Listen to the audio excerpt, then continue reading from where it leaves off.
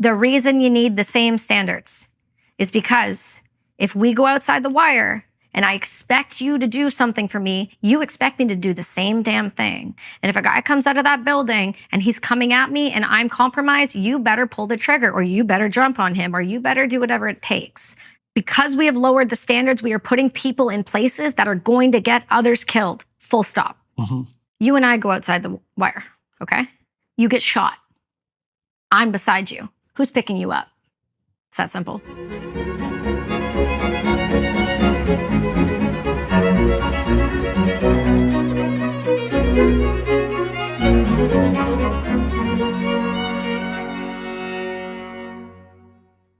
Hello, everybody. I'm speaking today with Kelsi Sheren. She's CEO of Brass and Unity and author of Brass and Unity, One Woman's Journey Through the Hell of Afghanistan and Back.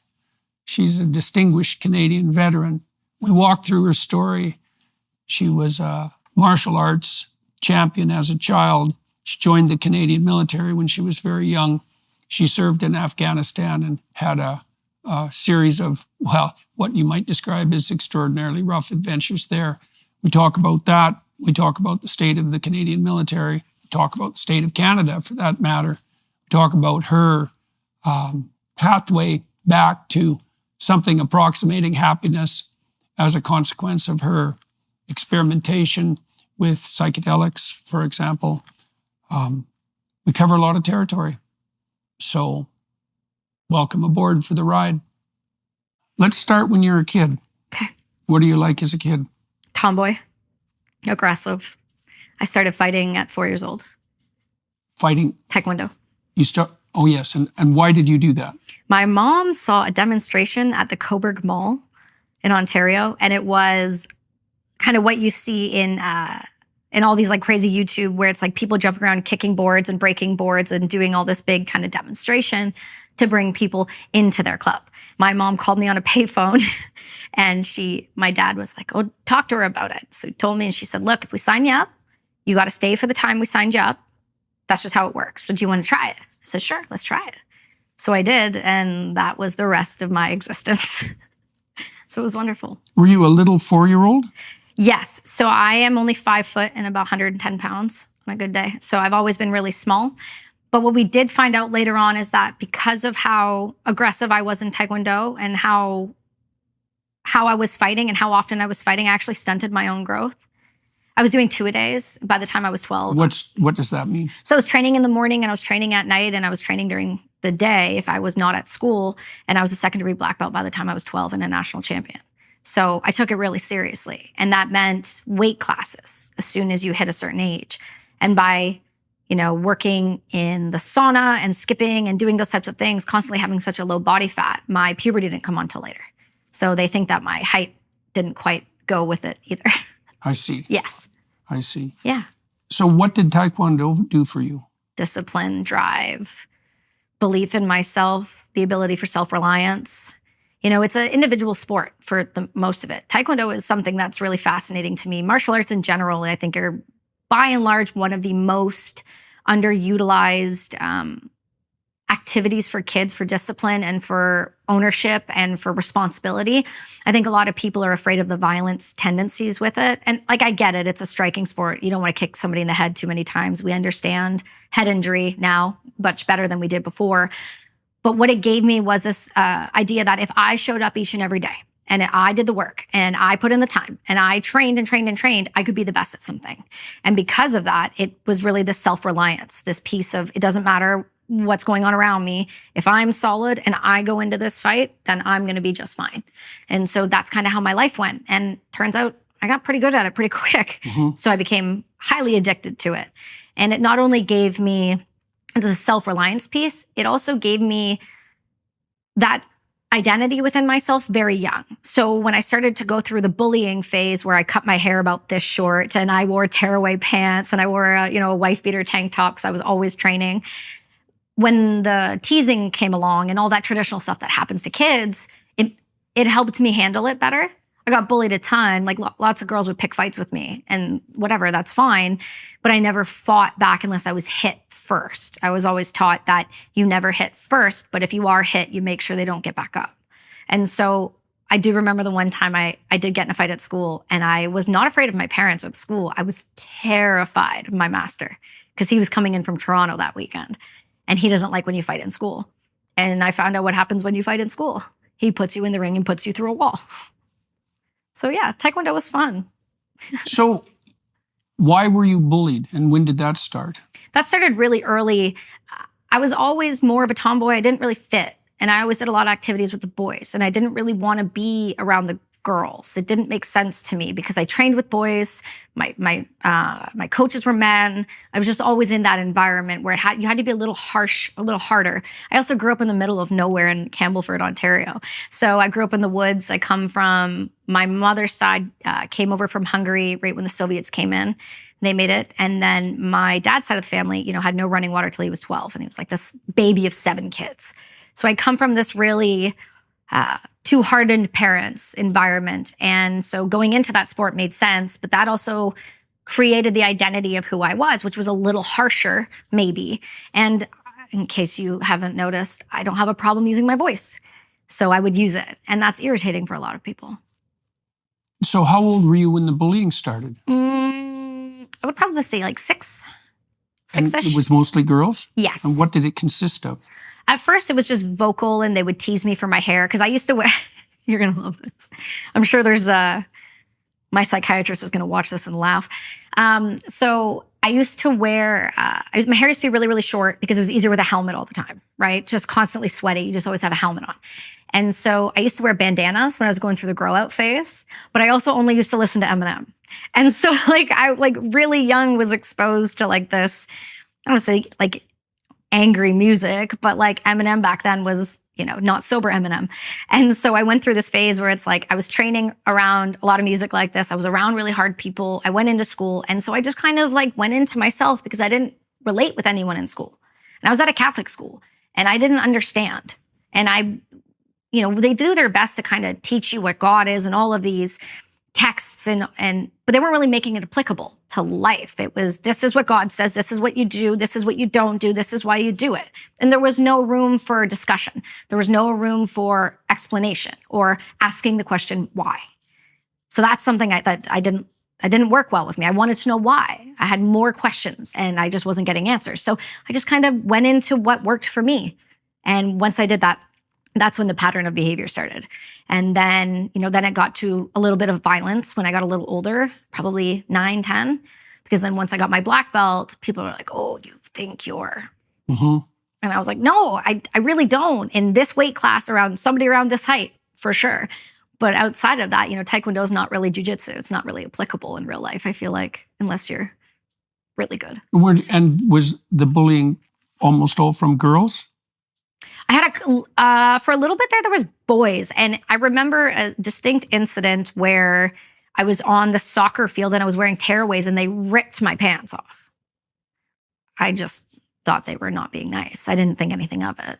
And at that point I was used to it a little bit. I mean, I had little cliques of friends, but again, I was at the club. My elementary school was here and my club was right here. So I would walk it. So I was always there. I was there in the mornings. I was there after school. I'd be there late. I used to teach once I hit a certain belt level. Did you have friends at the club? Oh yeah. Oh my gosh. Okay, that was my everything. That's the problem. I didn't care about anything outside of it. Right. Nothing mattered. Right. Yeah. Right. With that masculine attitude of yours, that young, what do you think would have happened to you in a school now? Oh, I would have been transitioned. It's funny that you say that. I had Natalie Eva Marie on the show. She's a WWE superstar with pink hair, and she's very girly now, but we're having this exact conversation because she was the same. Tearaway pants, slides, the whole thing. She grew up around boys. And I said, my God, thank God we don't live right now. Because we would have been put on puberty blockers. I would have had my breasts cut off. I would have been told I was in the wrong body. I would have told that I wasn't who I thought I was. I knew I was a girl. I was good at being a girl. I grew up cutting and splitting wood. That's to me what it meant to just be a girl. I could clean the house, I could cook, and I could cut and split wood. So why can't I do all of that? Why do I have to be the opposite sex to do those things? And so, yeah, I would be transitioned, and it's really tragic. What was it like for you when you hit puberty? Strange. I went from flat as a board, both sides, no body fat at all, to just disproportionate chest. It was a very strange, uncomfortable feeling. But it somehow, at the same time, I was going through a whole other level of what I would consider trauma. Now looking back, doing, a decade and a half of therapy, I've realized where a lot of that anger had kind of stemmed from in high school. And it came because my coach, who was my guy since I've been 4, started sexually assaulting, people say sexual assault, raping my teammate. And she was 14. Mm-hmm. And my entire world exploded when that all got exposed. And I stopped training. And I stopped having an outlet, and I stopped having a community, and I stopped doing the thing that made me who I was. And because of that, I became radically angry, but with no place to put it, no understanding why and how to even fix it. And my parents didn't know how to fix it. They just were grateful it wasn't me. Mm-hmm. So what came of that with him? He went to prison. He was at a minimum security prison. It was statutory rape is what he got. I think he did 2 years. He has since been remarried to another one of the girls we trained with and has twin daughters, which makes me real uncomfortable because that behavior isn't by accident and that behavior doesn't go away. Right. Mm-hmm. Yeah, so I can imagine that was extremely hard on you because you said you lost your community at that point Everything. as well. Yeah, we tried to take me to a new club to train, because my goal was the Olympics. From I can remember it from the moment I saw somebody come in with Olympic rings on them at the gym. I was like, what's that? They're like, that's the Olympics. I went to the Olympics. I was like, hold up. You can go to the Olympics for Taekwondo? And they're like, yeah. And it was over after that. That's it. That was the only path I could see for my life. I didn't see anything else ever, not once. And so once that was ripped out, I couldn't train with anyone. I couldn't trust anyone. I couldn't trust men. Couldn't trust anyone around me. Because what if it's going to happen again? And then that also then became a part of my identity. This just very angry child, and no fault of my parents, but my dad's a long haul truck driver. My mom is now too. And my dad was gone a lot. And my mom had my brother and I, but she did the best she could. But sometimes comments would come out like, there's something wrong with your head. Those types of things, those borderline gaslighting conversations that happen, there's something wrong with you. It's like, no, I know there's something wrong with me, but I don't know what it is and I don't know how to fix it. So at that point, I had gone through an interesting childhood. The school had called child services on my mom because one time they were passing out Timbits and I said I couldn't have it because I had to lose weight. Right. Yes, I saw that in your book. So that followed me till I was 18. I had to see a pediatrician to make sure that my mom wasn't abusing me, which was ridiculous. Right. But I understand it. But do you think that event, that betrayal when you were a teenager, tilted you towards post-traumatic stress disorder later? I've really meditated on that a lot. The reason I would say more likely no is because I think that when you watch someone die the way I've watched people die, you're going to have a mark anyway. So whether or not it was more severe because of it, so maybe, yes, it tilted, but I don't... Yeah, well, it was a pretty fundamental betrayal. No, for sure it is, 100%. I don't disagree with you on that at all. But you don't see an obvious connection. I think where the connection lied, for me, more than that obvious connection would be, so that happened. Then I went on deployment, and a major authority figure after my injury threw all my shit paper in Afghanistan at me and told me it would have been easier if I died. So it's like the authority figure here, that was a male, the authority figure here, that was a male, compounding on the injury that already happened and telling me I was worthless. Because when you look at this situation, and this is where this is a little convoluted and it can seem really weird for some people to hear, so just bear with me. The person that was assaulted was my training partner. Her and I were hyper competitive though. Don't get that twisted even for a second. This is an individual sport. And I wanted to be like her. When she cut her hair, I cut my hair. Right? So when it happened... older than you? Yes, by 2 years. So when it happened to her, there was almost this weird thought of was I not good enough to even try? It's really, really messed up to even think that, but you get the connection and where I'm saying it's I was never good enough there. I was never good enough here. And then I was never good enough in the service. So there's that kind of identity that runs through it. And it's unfortunate, but I think that was a big part of my life for a long time. It's not anymore. I know I'm very good. I know my worth now, but looking backwards, that's been the beauty of the psychiatrist I got in 2011. He's probably about your age, very similar to you, dresses very similar, same attitude in Canada. He was one of the first to do post-traumatic stress research on post-Rwanda veterans. He served in Rwanda and Bosnia as a medic. And this, I call him my old man, this guy, he has put up with everything, but he's been the only person outside of my father who has never told me that I'm not good enough. Even when I went through all of the things with him since 2011, the amount of times I call him telling him I'm going to kill myself, I can't do this anymore. And the response would always be, I have treated you veterans for 40 years. You're not doing this to me. I've never lost one. I'm not losing one today. And that was always the conversation. And he was always telling me the truth. So I think a lot of the healing came in a lot of different ways after the deployment. I think it was a blessing in disguise. That's why when Constantine asked if I regretted it, I said, no, I don't regret any of it. I needed to go through those things to come out the other side and be who I am today. And I like who I am today. I love who I am today. I couldn't say that before. I couldn't say that 5 years ago. So you've pushed yourself really ever since you were a little kid. Ruthlessly. Yeah, and I got the sense when I was reading your book too that I don't want to say that you were trying to prove something, but because that's a cliche, but you're obviously pushing yourself up against your physical limits in your martial arts.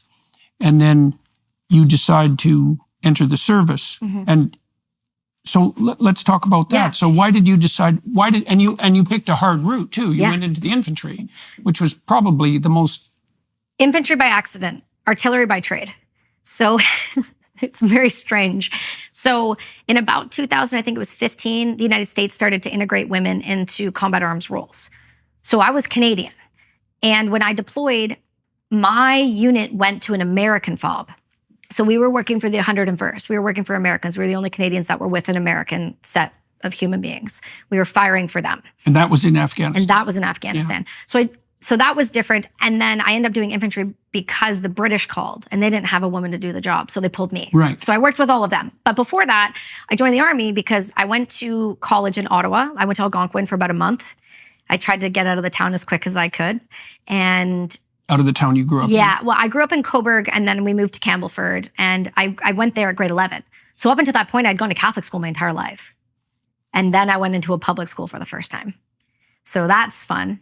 Transition point. And I went to like this farm town of this really really small town vibe, hockey team kind of thing. How big was Campbellford? I don't even know this. I don't know the number, but it was tiny. We had at the time we had one bridge and we had a Tim Hortons. Yeah. And we invented the toonie. That's our claim to fame. There you go. It's massive tuning, not relevant at all, but ridiculous nonetheless. And so yeah, we went there and then I left and I went down to the Remembrance Day ceremonies. I always go for Veterans Day in America. And that was one thing my mom always taught me is we always go on Remembrance Day.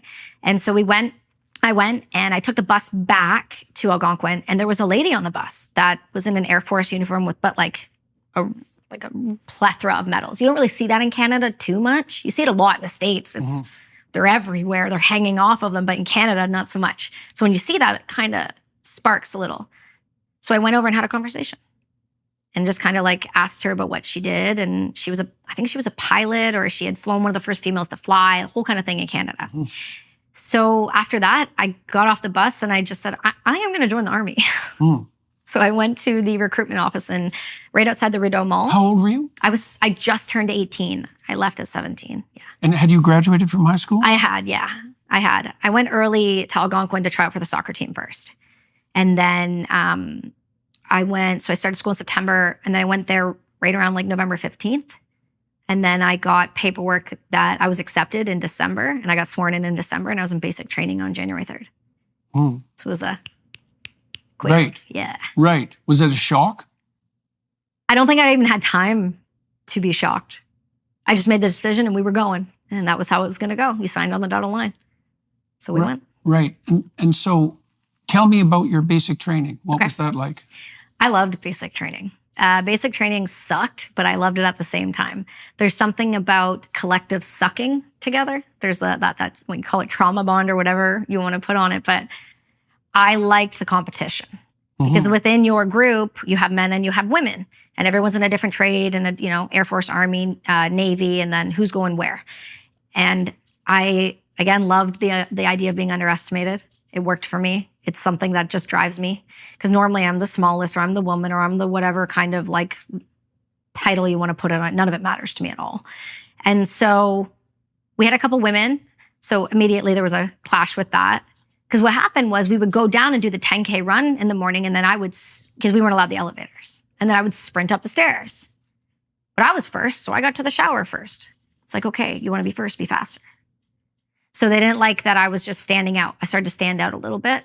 And it was good for the most part. It was a little rough. I had a little bit of the same sort of stuff from elementary school kind of happened there. And it's like, okay, if it's happening everywhere, you're the problem. But I didn't know at the time that it was a thing that I was doing. Turns out I'm just way too masculine, and I'm way too aggressive for a lot of women. And that rubs some women the wrong way. And so now knowing that, I understand that. Then I didn't. And so we went through basic training, and it went well, graduated on time. Nothing went crazy. How many women in basic training compared to, like, what was the mix? We had like 5 women in our group, and the rest were men. How many men? 30. Oh, yeah, okay. Yeah, so we had... What did the men think of the women? Depended on the woman. Okay, explain that. Some were sleeping with the women. Some were competitive with the women. Some other women were a lot smarter than all of these guys put together. They were like doctors that came in and were like, I'm going to join the Navy. So there was we had some switched on women, but then there was a different level of physicality. And because we all have the same PT tests, because this is when we didn't lower standards, we were all one standard, which we should always be. Some women didn't pass the push-up test the first time. It was, I think the push-up test was 5 or 10 push-ups. Some, you couldn't pass the beep test. You couldn't. Beep is? Beep. So, in a gymnasium, they put like one of the lines over here, one of the lines over here, and they would beep, and you would go beep, and you have to run the other side before the next beep, and then go beep, and then you have to run, and it would get faster and faster. And it was a long, drawn-out activity, and you had to hit a certain amount of beeps to be able to qualify for the physical. And a lot of people couldn't hit it. People were just overweight. And so if you failed a certain amount of times, you went up to the 13th floor, which I believe is the 13th, and it's called Fat Camp. And you go up there until you can do it, and then you get put back into a new group. So that was always a fear for some people. I didn't struggle with that because I came right from sports into that. So I was in great shape. Right, so you didn't have any trouble with the physical element? No, because basic training isn't the heavy stuff. It's the cardiovascular work. It's the ability to be yelled at and not break. It's the ability to learn task on sleep deprivation. Can you function with little sleep? And so for me, that was not too bad, because my dad would wake us up at some ungodly hour to go cut wood. I was pretty used to it. So it worked out. And then after basic, we graduated, and then we all got posted to our trade-specific training. I was an artillery gunner, so I went to Gagetown. And Gagetown is where you do your SQ and your DP1. Grenades, machine guns, all the major weapon systems that you get the opportunity to shoot, you learn them there. Once you're done that, then you go to your hyper, like trade, so artillery. So then I went to the 105 guns and the mortars. Did you have any familiarity with weapons before? Oh God, no. I'd never been exposed to guns. My dad had a 22 for raccoons. I never hunted. I never shot anything, nothing at all. So it wasn't like a draw to the raw of the weaponry or the violence of it. It was more of this looks cool. I think I could do this. But I think everyone knew I was either going to be a cop or I was going to go do something else. I just didn't know at the time. And so we went through training there, and that was fantastic. And how did the women do when the standards were equivalent? Like I said, some women failed. Yeah. Yeah, for sure. 100%. I presume some men failed as well. Oh, there was definitely a few. We had a couple individuals, you'll find this comical, who joined because they said they were good at, what's that? Like, not Halo, but it's a video game. It's like a war video game. And I couldn't help but kind of do one of these. And yeah, they failed out. They were just overweight. Because again, depending on the floor you live on, that's how you get up and down. Well, if you think about how many sets of stairs you had to do in a day, we're on the 9th floor. We have to go down for breakfast because you have to swipe that card. If you don't, you get in trouble. Then you have to go back up, so there's 2. Then you have to go back down for PT, there's 3. You got to go back up, there's 4. Now you're going on a 10K run, you're doing log stuff, and you're doing all this stuff. Now you got to go back up. And then they would just run you just because they felt like it. And then you would do the same thing at night. And then if they decide to toss bunks, you do the same thing again. So that, if you're not in shape, like that's hard for anyone to do all the time. And so when we got to Gagetown, they kicked it up a notch, right? Because now you're dealing with real guns, real weapons, and how do you handle them? How do you carry them? And I remember the first time I shot Carl Gustaf, which is just the massive big guy here that goes on your shoulder, and it feels like you're just getting like sucker punched by Mike Tyson in the face when it goes off. So it's run by two people. So one person holds it, one person loads it. And so we went to shoot, my girlfriend and I, who was one of the tiny ones as well. And my sergeant looked at me and went, no. And he just went over and wrapped both of us together and did one of these. And I remember shooting that for the first time. And it was like, oh, okay. Okay, I get it now. This is not pretend. These things are for real. And then we switched to artillery. And once we went to artillery, that was a whole new animal. We were on 105, so they only have a 40-pound round. Explain the difference between the weapons. Yeah, so Carl Gustaf is a shoulder-propelled rocket launcher. It has an explosive head. It does have an explosive head. I didn't shoot any of those overseas, so I'm not like hyper familiar with them. We just did those in training. Then we have, for me, the things that I shot the most of was my C7, which was a long barrel, shoots a 5.56 or 7.62 round. And then we had hand grenades. They don't look like the pineapples. They're round like a baseball, the modern ones. And then we had mortar rounds. That shoot pretty somewhat accurately 5 kilometers within. So we had those, and then we had the 105s, which... How does a mortar work? So to the best of my recollection, so it's run by two people. It's got a round plate in the ground that sits there that kind of holds it down, and it's a long tube, and at the bottom is a firing pin. And then you've got a sight on it. It just kind of looks like a metal off piece here. And then what you do is somebody lines up the sight with the grids they're given. And then the other individual comes with the round and they hold it on top of the tube, and then they say fire, and you just drop it and you duck your head to the side of it, and then it shoots. It goes down, hits the firing pin, and then propels out. And so we did a lot of those because that's our job. Artillery is also mortarman. And then when we went to the 105s, those are what I kind of describe to people. Like if you've seen any war movie with like the horses, or you've seen them with the boom, that's what that is. And the 105 is a 40-pound round, goes about 20 kilometers. I'm probably, give or take, on that. And it's got the big brass casing that you kind of see, those big round guys. That's what that one kicks out at the back end. That's what you train on. But I then deployed on the 777s, which is a 155 millimeter howitzer, same sort of deal, modern sight. GPS, you can use GPS guided rounds on it. It shoots around 100 pounds. It can go up to max 40 kilometers, I believe. And so that thing is a different level of hurt. I mean, it's 100 pounds of HE or loom or white phosphorus or whatever you're going to shoot. And it's, the saying is it's like the hand of God. It'll reach out and touch you wherever you are. And so that's what I deployed on. And when I got posted from Gagetown, I went to a French unit. And that only happened because another individual was struggling with some kidney problems from heat exposure. He was taking too much creatine and had really been one of those guys in the gym that was not looking after himself appropriately with all of the supplements. And so his kidneys crashed out in the heat. And so at that point, they said, okay, he can't go to Valcartier.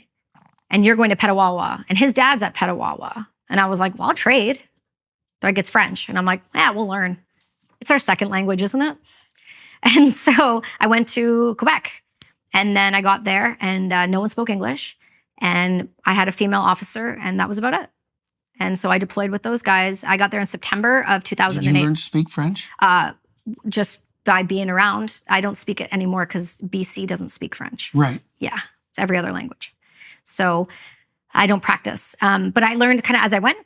My first interaction with my sergeant was, I don't want you. And I went, nice to meet you.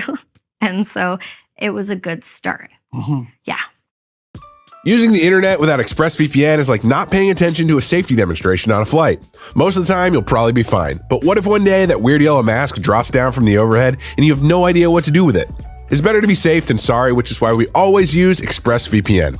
Every time you connect to an unencrypted network in a cafe, hotel, or airport, any hacker on the same network can access your personal data, such as your passwords and financial details. It doesn't take too much technical knowledge to hack someone either. These hackers can make up to $1,000 per person selling personal info on the dark web. But ExpressVPN creates a secure, encrypted tunnel between your device and the internet so that those hackers can't steal your sensitive data. ExpressVPN is also so easy to use. Just fire up the app and click one button to get protected. Plus, it works across all devices, including phones, laptops, tablets, and more, so that you can stay secure on the go. Secure your online data today by visiting expressvpn.com/Jordan. EXPRESSVPN.com/Jordan, and you can get an extra 3 months free. That's expressvpn.com/Jordan today. So you deployed to Afghanistan with a French-speaking group. Yes. And you couldn't speak French I learned, speak of. Yeah. Yeah, it was yes, no, toaster kind of stuff. So I would ask him, like, use him as a human translator. I would be like, "Et s'agent? Glace, anglais, en français." And then he would just translate words. And then eventually I would start to pick up little sentences here and there. And then it was Frenglish.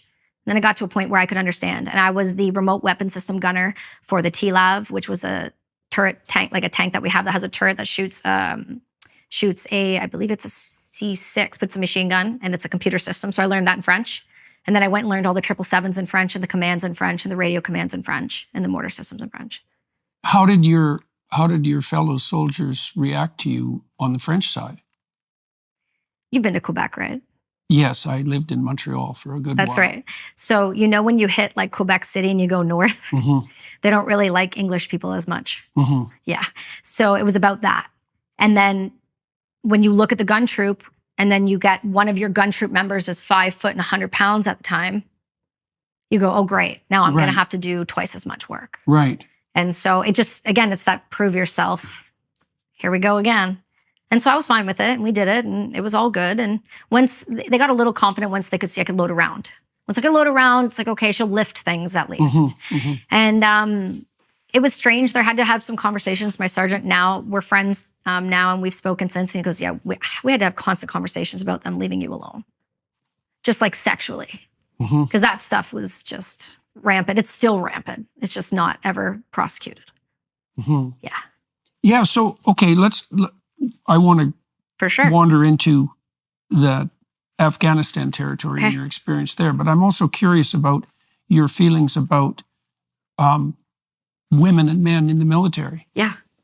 So you were in early, obviously, and you were in before there were differential standards. Yeah. And you made reference earlier to the fact that you think that the same standard is appropriate. 100%. Okay, so tell me why you think that.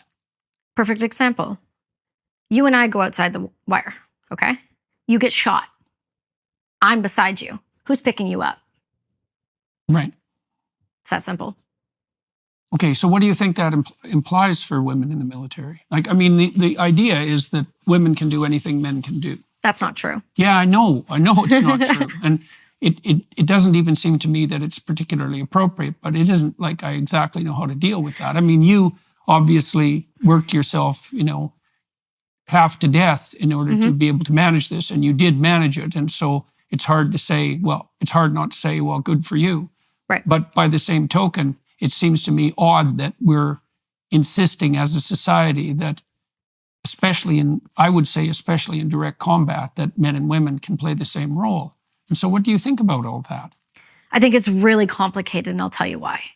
If we were fighting, on average, an enemy that played by the same rules or had similar respect for women. Yeah, well, that's also a big problem. But that's the problem. That's the main problem, right? Well, okay, so we could talk about that a little bit too. Well, it seems to me that women are at risk if they're serving in the military in a way that men aren't. Not true. Okay. I can count on all my fingers and toes right now the amount of men who have been assaulted by other men in their units. By like special operators too. I'm not just talking about like, say like grunt people, What if you're captured? You take that risk. Yeah, but God, that's... Oh yeah, it's hell. We've seen it. We've known women who there's videos of Israeli women who were captured, who were tortured to death and raped to death. And, right. and we have that on every platform. So I get it, but at some point you have to make the decision. I was willing to risk it because I genuinely, the people that I was with. Did you know what you were risking when you were willing to risk it? No, I don't. That was the thing. You know what? That's funny that you said it. Constantine said the same thing. He's like, do you really know like what you got into? No. And right. anybody. I mean, you can say that about life in general, but this is a very extreme situation. And I can't imagine what would have happened to you if you would have fallen into the hands of the wrong people in Afghanistan, let's say. You know, I've never thought about that, but I don't know. I don't think they would have been able to keep me very long. I would have been a problem. Problems get eliminated fast. Like, honestly, I'm that person that in that time in my life, if you said, I need you to go run and jump over that wall, and you're probably for sure gonna die. Mm-hmm. If I knew someone was on the other side of that wall that needed to get pulled over that wall, I'm risking it. Mm-hmm. I'm risking it every time. I hate that about myself sometimes because it's like the sacrificial, like I'll risk it. If it means getting somebody who needs something or somebody needs help, I'll risk a lot. It's probably not a great trait on some levels, but I will, and I have, and I do it again. What about the standards? Now, the standards were in place. Okay. And what's changed? Okay. So standards were in place, push-ups, sit-ups, yada, yada. The reason you need the same standards is because if we go outside the wire and I expect you to do something for me, you expect me to do the same damn thing. And if a guy comes out of that building and he's coming at me and I'm compromised, you better pull the trigger or you better jump on him or you better do whatever it takes. Now, women become a distraction. They become a distraction because 2 reasons. Men act different when women are around. We know that. They just respond different. If a woman's getting hurt, doesn't matter if he likes me or not, he's going to respond differently. He could put himself in danger now. He's going to react differently. And secondly, because we have lowered the standards, we are putting people in places that are going to get others killed. Full stop. Mm-hmm. We are actually making it more dangerous for people in service, on planes, in other areas by lowering the standards in society together. And we're doing it. And we're seeing the repercussions and we're not stopping it. So where's the line? I've been asked, do you think women need to serve? If you want to respect the rights of the people we are fighting, unfortunately, I need to be there.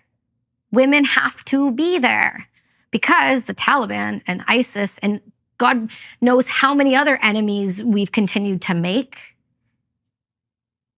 There are women on the battlefield and they will use them if they are covered head to toe and they will put men in those burqas with AK-47s and suicide vests and they will think a woman is walking up to them who's not a threat and they will detonate. And they've done that. And they did it time and time again. The Taliban got smart and realized that we as Westerners, to a fault, will follow the rule. But they don't have to. And when that started to happen, people started getting killed more because they would hide themselves in women's positions. So they're like, okay, they're not going to bring women on the front lines with them. So the women and children would flee, and that's how it would be.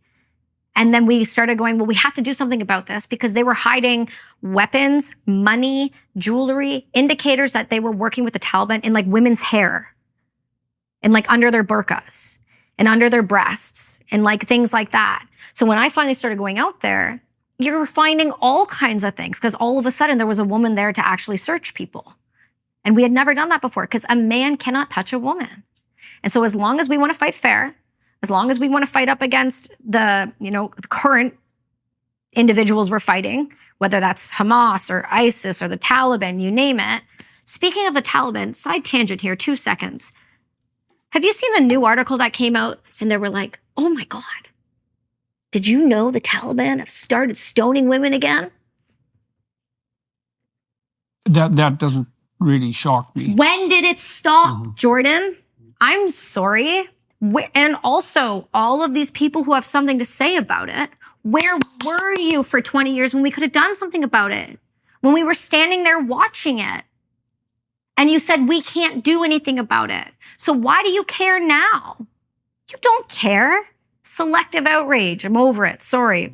Drives me nuts. Who are you speaking about particularly with the selective outrage? Oh, you name it. Anybody on social media with a face? Anybody who's an influencer or a political commentator, or these people who have made their careers off of just adding more negativity to the world, and this constant nihilism for young people to click on and become obsessed with the next new rage event. It's really hard to watch. Now, you had a particular role in Afghanistan. Yeah. You said, for example, that you were searching women. I was searching women. Right. So, and that's a specific role for women, and correct. You believe that that's a useful role. What do you think? What do you think has been the consequence in general of introducing women into the armed forces? I mean, there's obviously continual sexual scandals in the armed forces in Canada. It's always been there. We just haven't reported it. Okay, meaning it's always been there in what way? Because there has been women in the army, right? Just not in combat arms roles in other countries. For us, there has. So those assaults have been going on for the individual, for example, I won't say his name. He's got a world of hurt anyway, who told me that it would have been easier if I died. He's been charged with 7 sexual assaults, but he made it to major. And he's not being arrested or put in jail, and he's getting to leave with a pension. So what does that say to everyone else below him? Do it. Just make sure they're quiet about it. And that's why it keeps happening. We don't actually take accountability for our actions. We never have. Because if we did, it would stop. Okay, so I read an article in the Canadian Military Journal. I don't remember the name of the journal, but it was their DEI issue. Right, and their, what would you say, recommendation for decreasing the frequency of the sorts of things that you're talking about was a retooling of the entire culture of the Canadian military. Well, I don't exactly understand what that means, because the culture is going to be a war culture. Right. And I presume that there are downsides to that as well as upsides. Mm-hmm. I don't know how to understand the downsides in terms of the relationship between men and women. But if you have a lot of young men together who are single and a lot of young women together who are single, then there's obviously going to be sexual interactions on a nonstop basis. And I have no idea how that can be reasonably regulated. I suspect that the DEI approach is not going to work very effectively. No. Yeah, so DEI, that's a trip. Canada's lost its mind. Okay, so I spoke to Buck Angel recently, and I was asking him his opinion on how the Canadian military has just put tampons in the men's bathrooms. Yeah. And then made it a particularly punishable offense for the young men to take the tampon dispensers out of the bathrooms, which is obviously exactly what they should do. They should never have been in there in the first place. Well, yes, that's for sure. Yeah. So bad leadership, right? You might say that already. We can go with bad leadership. That rolls downhill. We have a saying in the military, shit rolls downhill. Mm-hmm. And so that's obvious. So DEI is rolling downhill. And it's rolling down to a already crippling military. Our military complex in Canada is shrinking astronomically. Mm. And not only that, it's shrinking because veterans aren't being looked after. People at Gagetown are having to rely on food banks to eat because they're not being paid enough. No weapon systems are coming in. People are having to pay for their own flights to come back from, where did they go? Was it Lithuania they were over there? Excuse me. They were playing war games, i.e. they were just trying to be a show of force for Putin. Anyway, so, and then we bring in DEI. So here's what's happened since I got out. This was a trip. I got to go back in 2021, 22 to New Brunswick to go shoot my last round as a gunner. I didn't know this was a thing, but when you're super old or something really bad happens, they bring you back to shoot your last round. Are you super old or something bad happened? I'm going to be 35 this year, Jordan, so we're going to go with something bad happened, and they really messed up and they know it. And there was a book written about it. They didn't like it. So what happened was I went and I shot my last round, and it was this, all the big wigs came out and all of this. And it was amazing because there was actually a female there that was a colonel that I actually respected. And so it was a really big honor to get to shoot with her. And so I'm there, but what I saw was really troubling to me. Disheveled beards, long nails, piercings, jewelry, weird colored hair and beards. We had lost the standard. We stopped doing the standards of what it meant to be in the service. Men have to be clean shaven. Women have to have short nails. You have to have one earring. You can only wear a wedding band. Like, you don't do these things. Their hair was a mess. They just looked a mess. And I said, what am I looking at here? So this is the new standard. So if you start to lower the standards, people who have served, like my friend Dallas Alexander, who got slapped by the government for going on Sean Ryan, people like that leave. Right. The experienced people who you need to teach when these you lower DEI the standards, the best people leave. Oh, 100%. Yeah, and so obviously. this is what's happening. So now you've got DEI. So what happens with DEI? Well, basics that we know. Men now are in women's spaces, vulnerable spaces. Men now are allowed around women in environments that they just shouldn't be in service in general, meaning we normally get our own shower time, right? And where we get if we have enough women, we get our own tent. If you didn't, you're with the guys and you're used to it, it's fine. And so what was happening is people say that it's an assault issue. It's a control issue. It's a leadership who has been told time and time and time again, you can get away with it. It doesn't matter. You're going to get away with it. If you're high enough rank, you got the right people around you, you're going to get away with that. So what does that say to women? It says, well, I don't really want to be in the service. So now you're losing women, or you're having women transition to men. So they're accepted in men's spaces and they're accepted as a male. So maybe they won't get raped because you had a Navy ship just have to come back recently in the United States because there was like 30 assaults in 30 days and women were just pimping themselves out early. So they didn't get raped. They said, well, I'll just do it now because then that way I won't get assaulted. So it won't be like traumatic. It'll be my choice. And so people are saying, well, why are we allowing women? How about you just stop raping people, guys? Where's the accountability on the man? Where's the accountability on the staff? Where's the accountability on the leadership to go, hey, if I catch you doing an assault, this is what's happening to you. You're out. You're gone. Your job is over. And you're going to have a dishonorable discharge for sexually assaulting someone. Then you're going to get a criminal charge. Why aren't we doing that? Well, why do you think? Because we already have no one. And also, there's a lot of people that are old school that are still in, that are going to cover. Because, oh, what if a guy's like 1 year away from his pension, Kelsi? Let's just let this one slide. You don't want his family to not have any money, right? You don't want his family to lose his pension. You don't want them to have that name in the school, do you? Like, it's a hypocrisy. There is, the service is filled with some of the best people that we have to offer. And then it's filled also with some of the worst we have to offer because it attracts A-type personality. There's bad eggs and everything. You know, with the police, yeah, there's some bad eggs, but they're not all bad. And that's kind of what's happening with the service. Bad eggs, not all bad, removing funds. What happens? Shittier people. So it's happening in the police, now it's happening in the service, and we already have one of the smallest armies. So we're being bought and paid for by the CCP, left, right, and center, provable by CSIS on paper. And then now we have weak borders, no military, no weapons, running out of artillery rounds and giving how many billions of dollars somewhere else? Why would you want to join the service? You can be patriotic, and I applaud that. I have people come to me all the time, my daughter's going to join, can you talk to her?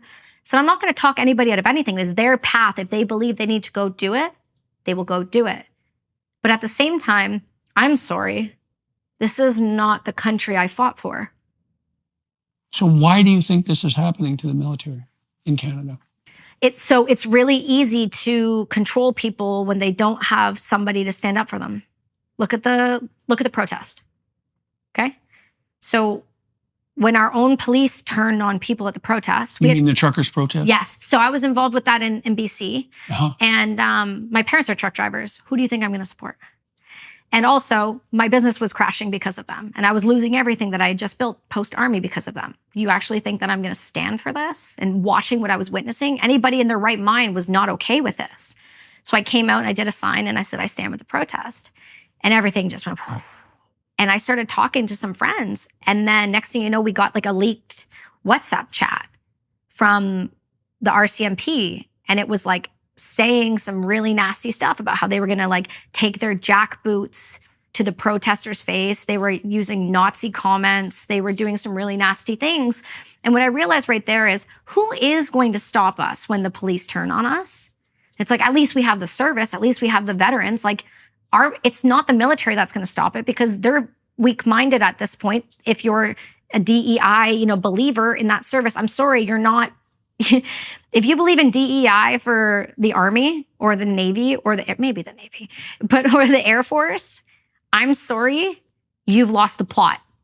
You forgot why you joined. You forgot what real war looks like. You're delusional and you're going to cause harm. People are not going to like that comment. I'm going to get all the hate. I don't care, because that's the truth. You're not a free thinker.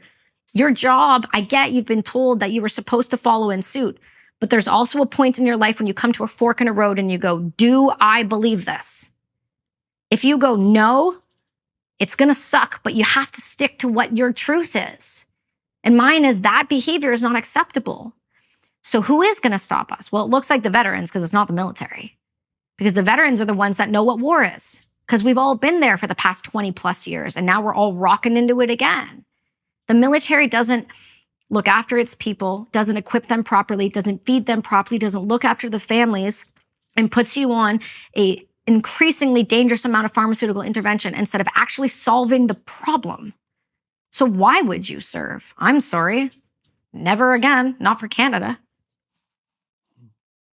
So what happened in Afghanistan? You went to Afghanistan. You were with the French unit. I was with the French. We went to FOB And this was when? So I got to Valcartier in September. We deployed in April of 2009. 2009. Yes, 2009. How old were you? I was just turned 19. And so we went, my Battery R, Troop Alpha, we went to FOB Ramrod. So they go 2 guns at a time. So 2 gun troops. So we had 2 777s and then 2 troops filled with enough people to run both those guns, the comms and the officers. So we got dropped off there in the middle of the Mainwan district. It's just like a 3-kilometer FOB, really small, in the middle of nowhere. And that was the first time I had been outside the wire and went, oh, there's people out here that want to kill me. It was very shocking. And immediately we transitioned with the other Canadians, and we started right away. And so we got to know some of the Americans. The French didn't want the Americans on our side, and the French wouldn't speak English to the Americans, but I did. So I wasn't chummy with everyone here because I couldn't really talk enough to have like full conversations. So I started talking to the Americans. Mm-hmm. And there's a lot of guys from Texas and from all over the place. And it's wild because everyone thinks the military is racist, but it's like the most welcoming group of people I've ever met. There's people from everywhere, all walks. It was crazy. And so that was great. I loved the FOB. When we were shooting, it's boring otherwise. You're just working out, or you're, You said love the FOB. Tell me FOB. Forward Observation Base. And so that's just where our little home was. We had our tent. That's where we slept. That's where we shot guns. How did you understand your mission? Like what was it that you wasn't given a there? mission set. I wasn't given a mission set. I was a gunner. I was, you go here, you shoot the guns. When you hear the fire mission, run to the gun. Follow orders. Right. Yeah. Right. And the only other time is we would go up onto the OP tower. And that we had a bunch of OP towers, and Canada's tower was this one. So it was it was, oh my gosh. It was the something post, observation post, holy brain, get it together. Okay. We're going to get there. And you would do 4-hour shifts with the machine guns, and you would just watch. That's what you did. And then you do radio calls. So I like to mess around with the Americans and do them in French. Because it was just fun for me. And then anytime there's a fire mission, you ran to the gun. So that was like my life for a long time. How long? I think for that was like the first couple months. And then after that, I got a call. Well, a call came down to the tower and said, Kelsi, you need to come into the tent. And I went into the tent, and Sergeant LeBlanc was there. And he said, hey, so there's about to be a big operation, and the British need you to go with them. I've told them no. And I was like, hey, man, I want to be infantry. Don't take my dream. Let me go do this, Dad. Like, I want to go do this. Like, let me go live my life, And he goes, I don't want you going. I said, why? And he goes, because you don't understand. He had deployed to Bosnia, and he had deployed before, and he had used his weapon in combat. And that wasn't artillery, right? So it was small arms. And he's like, I don't want you going. And I said, okay. And he said, but they're not going to say no. They're not letting you stay. So what he did is he said, come with me. And we went and got my rifle kind of sorted out. He stripped his rifle down because he had deployed before. He had all the Gucci kit. And I just had this like old sight that doesn't work unless it's at like 400 kilometers. It's not going to work for close combat at all. Like it's terrible. And he got me, the tack light and all the cool things and gave me all of his. This is where it scared me a bit. He emptied his vest and took all his extra mags and went, you're going to need these. And he laid it out in front of me. And it was a lot of magazines. And I was like, you really think I'm going to need that? He goes, mm-hmm. I said, okay. And then he took me to the little range we had there and I zeroed my weapon. And then he said, they're going to come get you tomorrow. So they were taking small arms fire on the way and they couldn't come get me. So they said, if they don't come tomorrow, you're not going. So he was all happy. They came, they picked me up. There was a bunch of terps on there and a bunch of other individuals. Interpreters, sorry. Yep. And within that, there was just a bunch of random people on the Chinook, bits and pieces from all over different places of Afghanistan. People going to the hospital, some interpreters, some of the military, and they dropped me back off at CAF, which is it is essentially the massive base within Kandahar where everyone flies in and out of. If you hear about the Tim Hortons or the Pizza Hut, it's there. Mm-hmm. And so that's where the British were. And they dropped me off, and then they dropped me at the British gate, and they said, here you go. And I walked into the British and I introduced myself. I don't know how to read their ranks, so I don't know who I'm talking to. They just have all different little, we had chevrons at the time. They had different stuff. And so I must have been talking to someone high up. And I think it was Commander Calhoun. Commander, no idea. Just terrible. And I said, hi, I'm going to work with you. And they said, okay, you're going to be our female attaché, so just female searcher. You're going to come with us. You're going to go see the RCMP here real quick. They're going to tell you what you can and cannot do. They're going to give you some zip ties and some gloves, and we'll come get you. So I went to the RCMP. They gave me a quick overview of what I could and could not do. And what could you and could you not do? I could not put duct tape on them, but I could zip tie their hands. I couldn't put them in certain positions. I couldn't put a bag over, but I could tie their eyes. If I was removing things from the women, they had to be set down in front of them so they could see that we weren't stealing it, that we were just removing it from them. And then, just pressure points I wasn't allowed to push. I said, okay. And then I got gloves and a bunch of zip ties. And then I went back to the British and they said, okay, we're going out tonight at 1 o'clock in the morning. And this is what we're going to do. You're going to go from house to house to house to house. And anytime there's women, we're going to call you. And you're going to follow that guy right there with the bomb dog. He's got a black lab named Benji, and you're going to follow him everywhere he goes. Don't lose him. He's with you the whole time. I said, okay. And then they said, you can go sleep. And I said, I don't think I can. And then we set off in a little school bus over to the airfield and then hopped on a Chinook. And I sat on the floor, which was a bad idea. And then people stacked around me. And then we took off. And we went out. It was the first time I used NVGs, so nods to see at night and all of that. So that was interesting. And that was about it. To be honest, that's all I got told. And then we went out on foot and we had a hot LZ and we landed. What's that? Yep. So I'm so sorry. No problem. We were taking some small arms fire when we came in and they dropped us off really quick. Problem was people were sitting on my legs, so I couldn't feel them. So when I stood up, my legs, I went to run, they gave out. And so a Scottish guy just grabbed the back of my vest like this and did one of these and just kicked me in the butt. And it was like, aye, off you go. And I was like, here we go. And so we went out and then we waited until morning prayer. Because of the respect we have, we wait till they're done their morning prayers, then we kick their door in. And then I was told they're not going to use me. Oh, Burns, we haven't had women and kids around a lot. They've been leaving. I said, okay. They told me we're going to be out there a week. I was like, okay. First house. We need her. And I go. And it was my first experience of what 12 women and kids screaming and crying in a room by myself looks like. And that was being a mom now, I really wrestle with some of that stuff. I didn't then. I had no reference point. But being a mom now, I really wrestle with. Wrestle with what? Kicking people's door in the middle of the night. Mm-hmm. With your baby screaming and terrified. The level of trauma I've left in that country and the women and kids I encountered. Whether you're feeling stressed or anxious or simply seeking a moment of peace and tranquility, the Hallow app has something for you.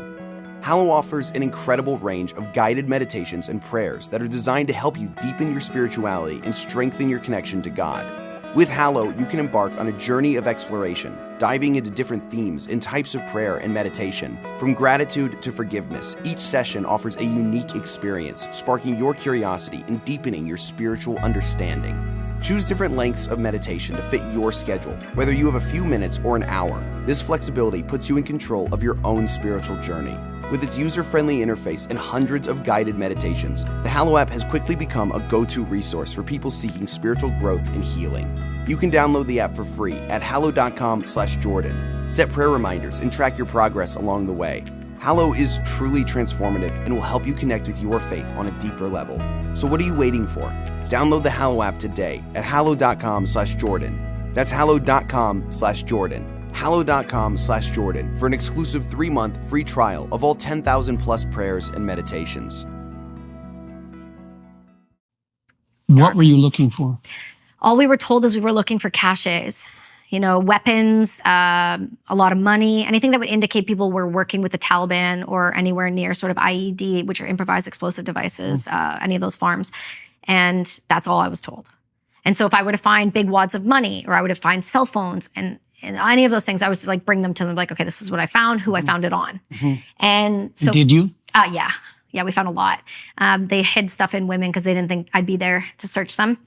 And so So does that help you reconcile yourself to what you did? No, Why not? because I still did the thing. I still inflicted the trauma. It was still a part of the pain. Doesn't erase it. It's there though. So it's an uncomfortable feeling. It's something I've definitely worked on a lot, but it's definitely there. Like, kick my door in the middle of the night. Yeah. You know what I mean? It's very immediate. Hey, what you're involved in is very immediate. And it's like, bang. It's just like screaming and like madness and chaos. And, it's right after they're praying. It's dirty. It feels dirty. Like, I get why. Like, don't get me wrong. I'm not saying like we shouldn't have done it that way, but like, shock and awe is how you don't get killed, right? It's like my buddy used to say to me, I'd be like, how did we lose so many more people than the SF? He's like, we move at night, we're quiet, and we get the job done and we leave.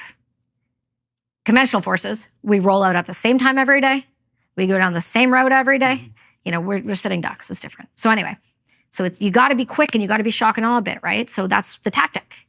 And so we started doing that for a while, and that was going okay. I had a couple scuffles with men in the family thinking I was a boy going into a room. So we dealt with that a little bit, which is always fun. The interpreters didn't like that I was there. There's not a lot of respect for women, especially a female soldier. So that was an interesting relationship to kind of work around, if you will.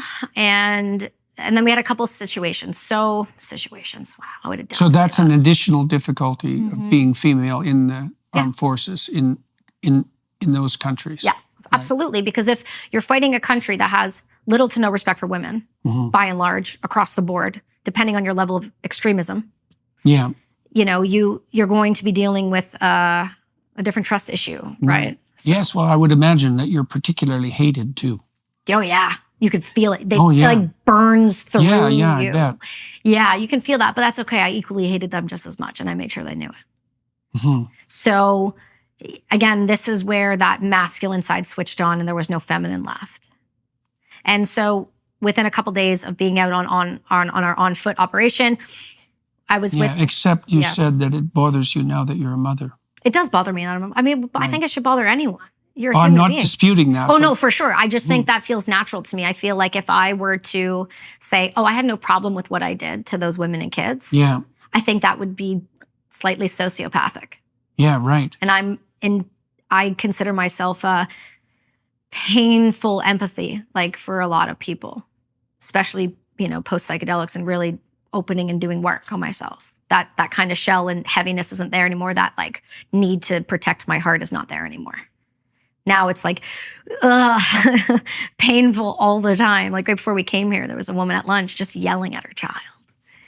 And I could see that she was stressed, but it was like watching the child take it. Oh, I just, stopped eating. I felt nauseous. Like I'm painfully empathetic now. And it's I almost wish it was a bit the other way. It's easier. How much of that do you think is a consequence of becoming a mother? I mean, that's a big change. Oh, yeah. I don't think it's as much as I thought it would be. Because when I had my son, I wasn't well yet. So there was still that hardened part there. And thank God it happened so early, where he couldn't remember what I was like. He gets to see happy mommy now. He doesn't see mommy crying on the stairs like he did when he was 2 and 3, right? So how long did you search? We only did a week. We did a full week of just non-stop. And because it was non-stop, I went from Alpha Bravo Charlie, and I was shifted between every single unit. So if they were kicking a door, there was a woman, okay, then I would go over there. And then if they would kick and wait, and then they would go, okay, wait, we got women and kids. They put them in a room, and then they would wait for me to come over here, and then I would search over here, and then be the same sort of thing over here. There's not many of us. So you're used a lot. And so... How do you get along with the Brits? I love them. How come? They didn't question me. They didn't make me feel like I needed to prove myself. I was handed to them, and they said, do you know what you're doing? And I said, probably better than some of you. And because I immediately fired back and didn't just cower into my shell, they're like, oh, she's lippy, is she? And then they started calling me the C word in a good way. And I was excited about that because I was like, oh, I'm starting to be one of these people. Okay. Okay, I can do this. And then... You're still only about 19 at this time? Yeah, I was 19 the whole time. Yeah. Yeah. And it was just, they respected me. If I said stop, everyone stopped. They weren't like, oh, why should we stop? They were like, stop. Vern said stop. Something felt wrong.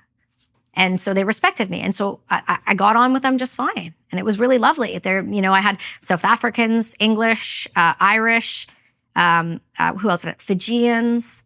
And they were just this amazing, eclectic group of people. And they all just were good with me there. There was no questioning it at all. No one was weird. No one pulled any sexual stuff. No one said anything offside that I considered offside. It was a really respectful relationship, and I liked it. So when they respected me, I was happy to be there. And so we were out, and we were all on hold. There was a road to clear. And I had my back up against a wall, and on the right-hand side, there was a road, and then there was another compound, and then they had a second story on that. So we put a sniper up on the roof and a spotter over there, and we had some guys over here waiting. Then we had all of us up against the wall, and we had an interpreter beside me. And then just down the road, there was a road, and it kind of went from a big open field on the right-hand side, and then off the road was like a deep ditch, but it was like super green in that ditch, like really tall trees. People don't think Afghan is like really green, but it shockingly is. And then at the end of it, there was this massive grape hut. And they're like, okay, we want to clear that before we go down this road. So, what did you call it? A grape hut. And what's that? So essentially, it's like a mud hut with a bunch of holes in it. So if you hang things through it, it aerates, so it'll dry things in there. I see. And so we sent 2 guys out. And one had a metal detector, and one was a machine gunner. And he was just going to watch his back. And so everyone's kind of watching this massive open area. And it got weirdly quiet. And that's never a comfortable feeling. And so we're just sitting there hanging out. And I actually have a photo right before it. Somebody took a photo of me and I'm smiling like this. Like it's like one of my only photos from outside the wire. And next thing you know, you just heard this like, boom, and the whole ground just like moved. And I whipped my head to the left. And you saw one of our guys, what was left of him, just boom. And my eyes... This was the guy with the metal detector and the machine gunner? Yeah, the machine gunner was sitting at the door. So the blast hit him to the left side. And it ripped his kid off, shredded his arm, down his body, took his whole helmet. Like, I didn't understand how that happened, but like everything was off of his body. Like that's Velcroed on and like clicked in. I didn't understand. Like what I just witnessed, I couldn't understand. I can't stress to you how foreign, there was no like... I didn't get it. I didn't realize what I was seeing. And to the left of me, all you heard was the ICOM radio, which is this radio that the interpreters have. When it's really clear, we can hear the Taliban, right? That's how we kind of like wiretap the Taliban. And so when it got really clear, they were close. The signal was good. And it was crystal clear because they like to watch, right? They like to watch you blow up, videotape it, and use it for propaganda. And they're always watching, and we know that. And so they did it, and all you hear is, Allah Akbar, Allah And I'll remember that to the day I die. And like the level of rage that I did not know that could exist in a human being just overtook my entire body. And I looked over at Buchanan and I said, we need to run. And he goes, wait. And they all had radios. I didn't have radios. So I could just hear people screaming over radios. And then next thing you know, it just got chaotic quick. They're like, okay, go, go, go, go, go, go. Like, I'm not supposed to be in this position. This is not my job. I don't know what the hell I'm doing. I'm just doing what I'm told. Run, run, got it, autopilot on. So we jump down and we start running and I'm over with the medic and one of the guys the machine gunner comes running down and he's like, I got him. Like he's taping him up and he's just saying, where's so-and-so, where's so-and-so? And he's kind of like right out of it. And he just like hits him with morphine and they get him off and they're like, go. And so we start jumping into that ditch that hadn't been cleared and we just start running. And the only way I can describe it is if you listen to a movie and it's like a slow motion and you're in that black tunnel and it's just like, all you can hear is like, and you're running and running and you can't go like fast. And I'm running I had like 60 pounds of kit on me at the time. Like a gazelle. Like I'm just sprinting as fast as I can. We get to the road and they're like, on 3, run. And we're like, 1, 2, 3. And we run across the road and we walk in. And there's some other guys that are in there and they look around and I look around and it's like, I hate that I said it, but I was just kind of like, where is he? Because I literally had no idea what just happened. And they're like, what's left is left. Start grabbing things. And I didn't have gloves on at the time. So we started with evidence bags, just putting body pieces into bags. Just over and over and I was grabbing. This was the man with the metal detector? Yeah, what was left of him. And so we're doing that. And then there was a boot. He must have like hit it with his foot or the metal detector, but there was a big improvised explosive device at the back end of that grape hut. And he must have hit it and it set it off. And so his boot was still in there with part of his leg, but it was laced up. And dark humor, boot's okay. Mm-hmm. And one of my buddies just tapped me on the shoulder and he's like, "Oi, Burns, good." And that was like the moment I felt like a dissociation happen. Mm-hmm. I called the light switch, but just like, we're done now. Bye. Mm-hmm. And I became the version of myself I was for a decade after that. Mm-hmm. You call that moral injury. Yeah, that was a good time. And so we're collecting everything, and next thing you know, all hell breaks loose. So if you know anything about the Taliban or terrorists, they love a good secondary device. And so they wait till everyone rushes in, and then they hit you again. And they did that. So next thing you know, mortars I know how inaccurate those things can be. So when I hear them coming down, I'm like, oh, we got problems. And so they start just sending mortars. And our guys are like sending mortars to try to deter the Taliban that are on the line coming in. And we're taking small arms fire. And they call in the Pedro flights, which are the 2 Blackhawks. One's going to come in and it's going to pick up the dead and the hurt. And the other's going to lay down hell. And so they come in and this is just chaos. They go, okay, you need to, whatever you have in your pocket's good. Take your weapon, sling it, grab his weapon, put it on, and then take both helmets. So I do that and we start running. And we're just running down this road that hadn't been cleared, just going through open fire. And it was the first time I'd experienced like the whiz and the pop really close. And then we tripped and we dropped him, what was left. And then we had to put them all back in while all this is going on. And the next thing, the Blackhawks show up. And I just didn't want to die. And they came through and one landed and the one guy was just like, where is he? Where is he? And everyone's like, oh, we got him, mate. We got him. We got him. It's all good. It's all good. Hit him with morphine. And meanwhile, he's covered up right beside him, what's left with a tarp. And they're just like, oh, he's on the next flight. Like, he's good. Like, just don't get him any more stress. And so this other one comes through and this was the machine gunner. Yeah, the machine gunner. And the other Blackhawk takes off and we get back and I'm covered in blood and I'm taking off all the kit and putting it on there. And the guy on the Blackhawk comes through and just lays down like living hell. And I can't tell you how good that felt. Like I felt that in my bones. I was like, more, harder, do it again. After that, I just lost all sense of empathy, and I just wanted to kill them all. Mm-hmm. And I hate that. I say that, but I did. Mm-hmm. And I don't apologize for it either. Mm-hmm. And then I started to, the medic caught on. I'm still good friends with him.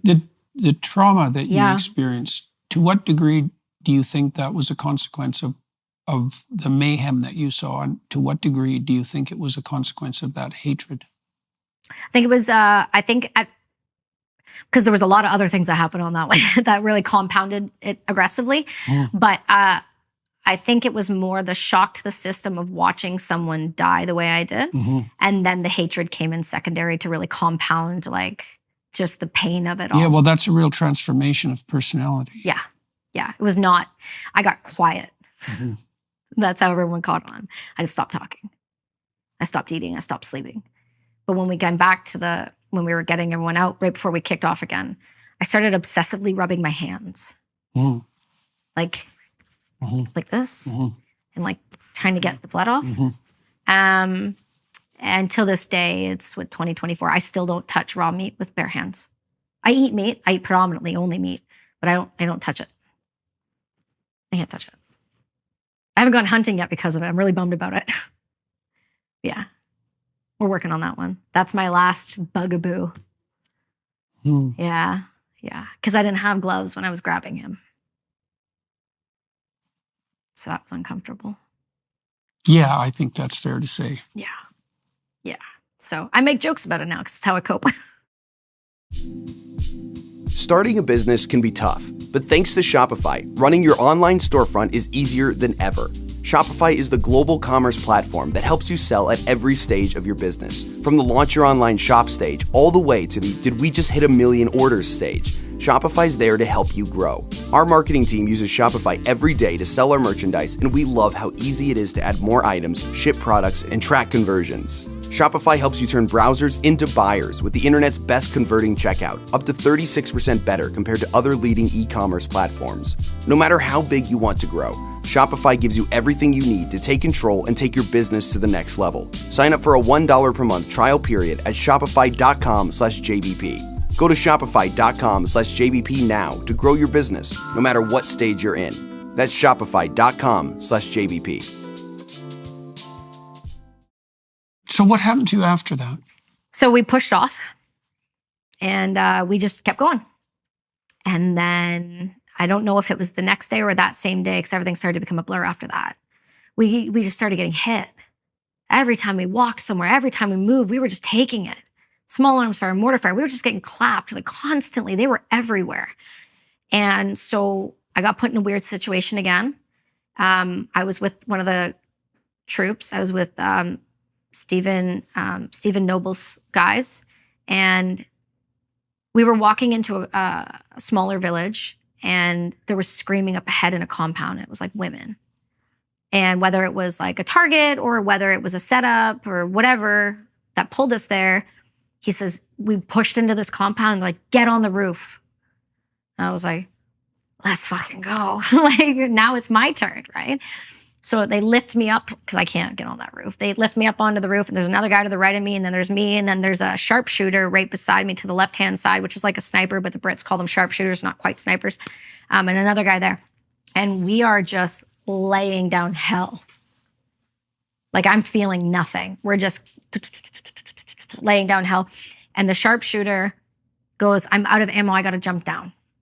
His rifle, and I'll show you a picture of it, is the length of my body when I stand up, from buttstock to end of barrel.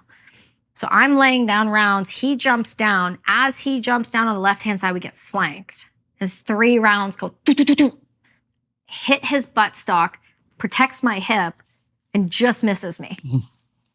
So after we're done the firefight, we jump down and he pulls out the rifle and he pulls out the casing. And I was like, tell me that's mine. He's like, no chance. He's gonna have a picture of it though. And I was like, that was my hip. And he's like, yep, it was. Mm. So if he was there, it would have went through him, would have hit the buttstock and hopefully would have stopped. But because he wasn't there, it hit the buttstock and it took enough of it that it stopped it. So I was very fortunate in that situation. And then after that, I started having, The next compound we went to, I was searching a group of women, and there was a particularly combative set of women here. We had known at the point that this was home of the Taliban. Like we knew somebody there. We knew that they were Taliban. Like we knew that. And so when I was searching some of the women, they chew, there's a drug they chew there, right? And it makes them really disoriented, and it's really hard to search them. While I'm searching one of them comes at me with those like shears. Yeah, just one of these. I wasn't issued a small arms, like a handgun at all, which makes no sense. And my barrel is this long, so I'm not getting that in between us. So I just kind of do this and just kind of knock her down so she's down. So at least then she's diffused and it was fine. But then after that, what happened was I got really just angry with all of them. So I started, instead of taking something from them and setting it down, it just was out the window, out the door. There was no respect anymore. There was like, I don't care if they're in prayer, kick the door in, let's go. I'm not waiting for this. We got places to be. And you could just see it just get worse and worse and worse. And we were just in firefight after firefight after firefight. Then our other guys got hit. Then we lost 2 interpreters. Then we had one of the other females there. She was a mess because she was in right behind. So now we had to get them out. And it was just this really, really, really terrible operation that just didn't go well. And all of those guys I was with, I bonded with. And they were talking to me, checking on me, and listening to me, or just sitting still because they knew I was not doing great. And then we got back to CAF. We finished the operation. They picked us up. We got back to CAF. And they said, see you later. And I went back to the Canadians. And I was told by a captain that... How long was that period of time? About a week. I think it was... I have the exact time stamp. It was... I believe it was the 9th at 0100. And then we got pulled out at 2:15 a.m. on the 15th. And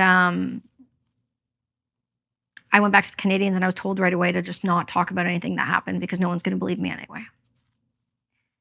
And then I went back out to the FOB and I almost pulled a trigger on a kid because when I was doing the tower, the little girl that came outside the FOB all the time, she would wave. But this time I didn't see a wave. I saw a gun. And I racked around and the guy beside me was like, yes, good. Like, what are we doing? And I just looked at him and I was like, what? And he was like, no. And I ran off the tower and I went into, and I told my sergeant, I said, something's wrong. Something's wrong. And they said, okay. And then they sent me back to CAF.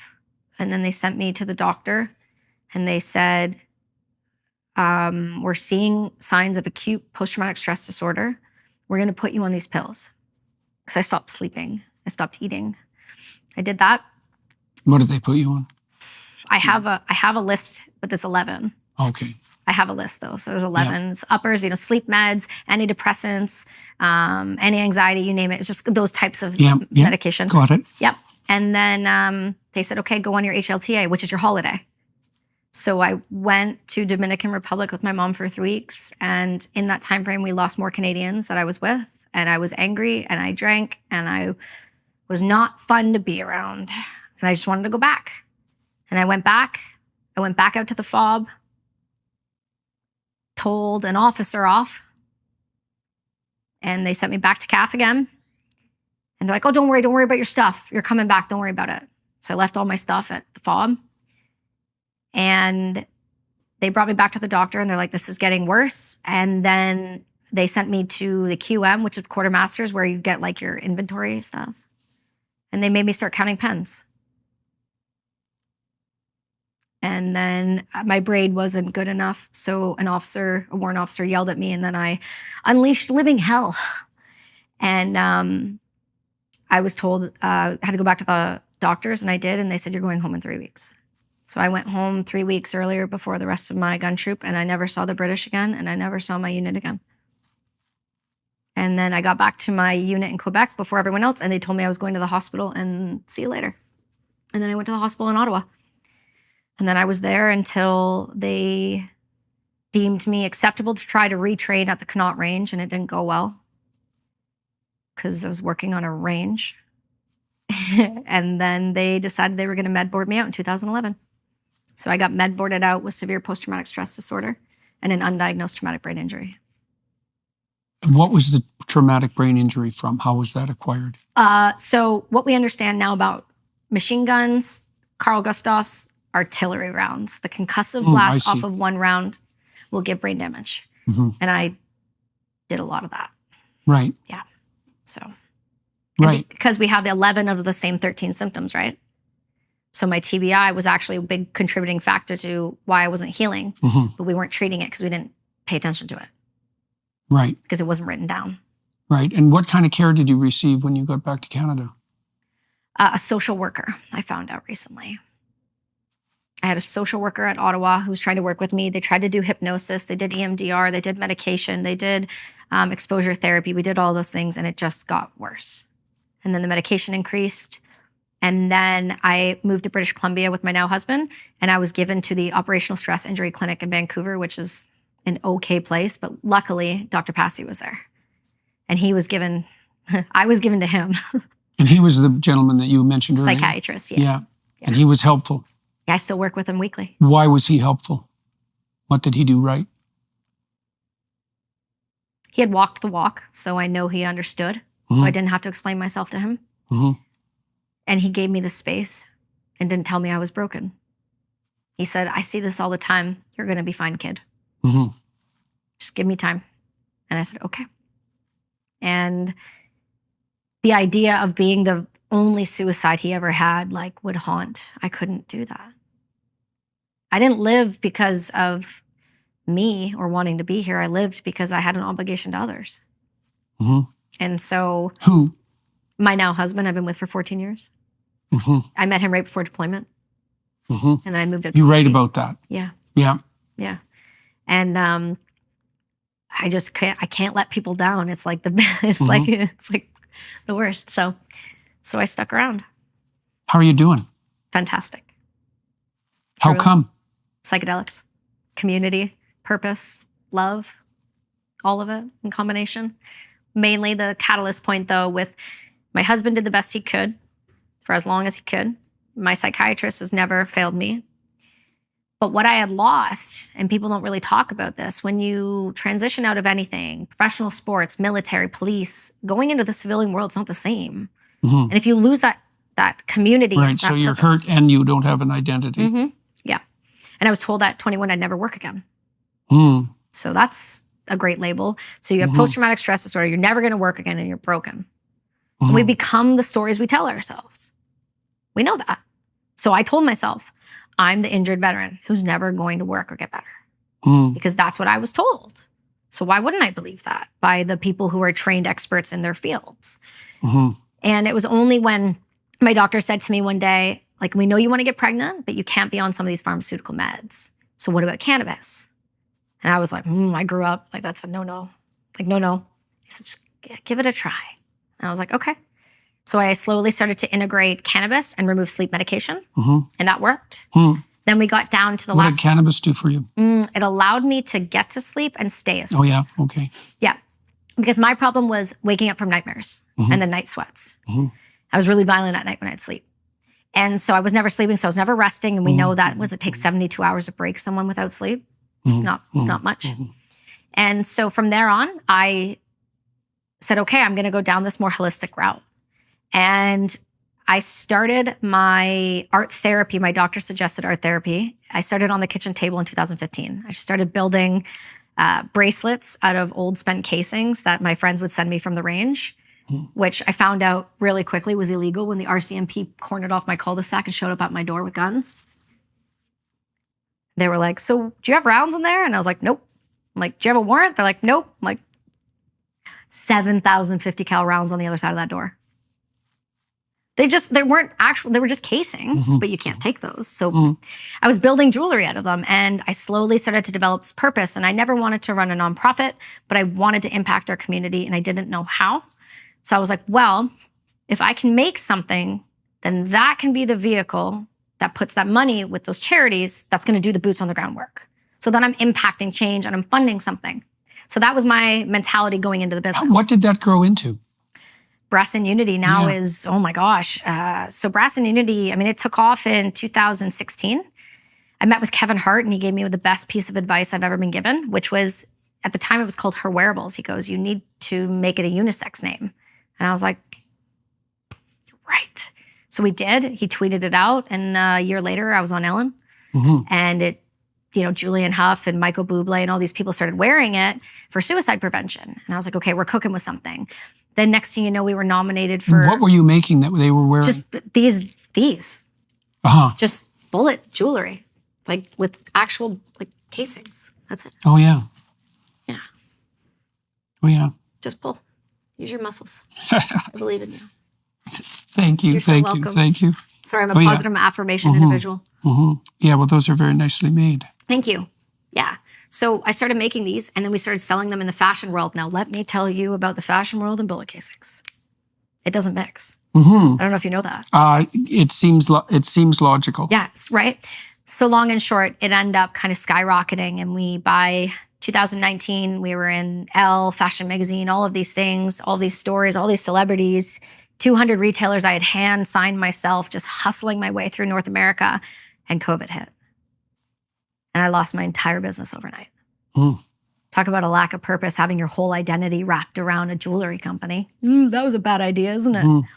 Well, it worked. It did its job. It did what I needed to do. It got me up. It got me moving. It got me not want to kill myself every day. So all in that time frame, I got married. I had a baby, ran this business. And then 2021 kicks over.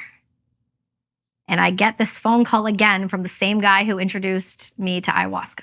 So in that time frame, I started getting really suicidal again. By 2019, I was drowning.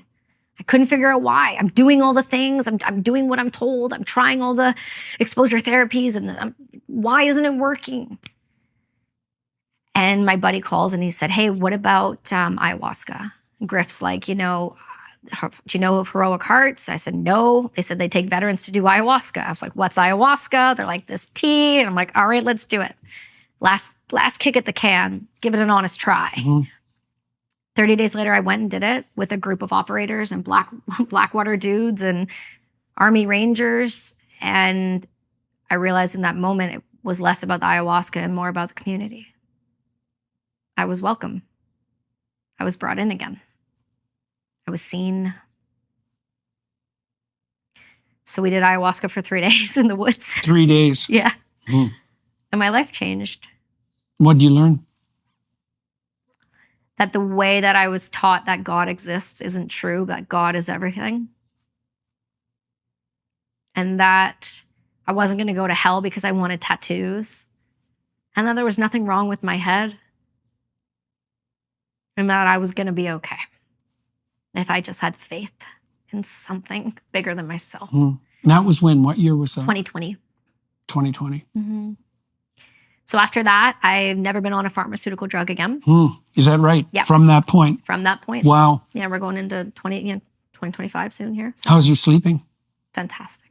Well, that's a good deal. Well, it's a combination of that and brain treatment I did in 2022. What did you do? So I went down to this place called Resiliency Brain Health Center in Dallas, Texas. They treat Army Rangers, Delta operators, NFL dudes.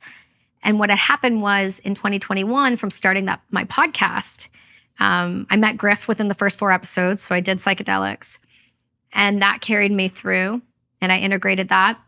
I did psychedelics, I did ayahuasca again that October. And then after that, I had some really popular people on the podcast and this organization was like, something's wrong with her eyes. And the only reason that happened is because my husband started dying.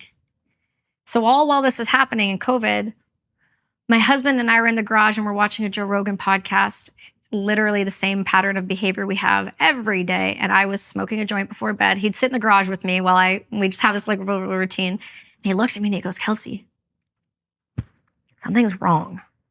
And he grabbed his right side. And I did pick my paramedics after I got home from the Army. And I was like, wrong side, bud. And he goes, no, something's wrong. And he stood up and he goes, I think I'm dying. And he dropped to the ground. And he just was gone. And so talk about move slow again. I started screaming. We called 911. They put us on hold. I said, I just got a new Tesla. Let's test this thing out. So my neighbor came and put him in the car for me, and we drove him to the hospital in less than 5 minutes. And the ambulance called and it's like, "Oh, pull over." I said, "Beat it. I'm going to get there faster than you." Canada didn't help. Canada kept telling us it was mental health. It was not mental health. My husband was a professional supercross racer. He's hit his head more times than he can count. But what we're starting to understand about TBIs is they can be delayed. He was fine until he wasn't. Everything started to spiral after that. He couldn't get out of bed, his depression, he started getting suicidal, he was losing weight, he wasn't functioning, he just didn't want to live anymore, and he couldn't figure out what was wrong. We went to every hospital, we did private doctors, MRIs, you name it. They're like, "It's mental health, it's mental health." Like, it's not mental health. A friend of mine was on Instagram and was like, "I'm at this brain clinic. I have too many head injuries." So I voice messaged him, it was a ranger. And I was just bawling. I said, "Will you help me? I don't know what to do. Can you get them to see my husband?" This was Wednesday. We called them. They said, "This is no problem. We know what it is." He was on a flight and he was there on Sunday. Canada, 2 years, nothing. Mm-hmm. Nowhere, nothing. Mm-hmm. 1 week, Texas. Yeah. So we went down there and he was there, and they also treat civilians. And this was who treats the veterans, the resiliency clinic. And so this lovely lady named Donna Cranston, who runs Defenders of Freedom, sat down and she goes, "Is your wife Kelsi Sheren?" And he goes, "Yes, ma'am." He goes, "We think she has a TBI. Her eyes are all messed up on her podcast. We'd like to treat her." And I was like, "Okay." And like, she's Canadian. Like, "We're going to get special permission. Don't worry." And they funded the whole thing. So they flew me down to Texas for 2 weeks after I did the 4x4x48 with another charity, because Goggins likes to make the rest of us suffer. And I went right there right after. And I was there for a 2-week intensive program. And I found out that I not only had a TBI, I had dysautonomia and POTS. And that's one of the reasons I wasn't getting better. My vestibular system was completely out of whack. My hormones were a complete nightmare. You name it, I couldn't tilt my head backwards throughout my whole body, thinking I was slipping upside down. I was cautious. Couldn't drive a car. I was getting nauseous all the time. Couldn't be in a, passenger seat. So I did treatment with them. And then I continued to use things like microdosing to help. Not all the time. I do regimens 8 weeks at a time, and then I go off and I integrate.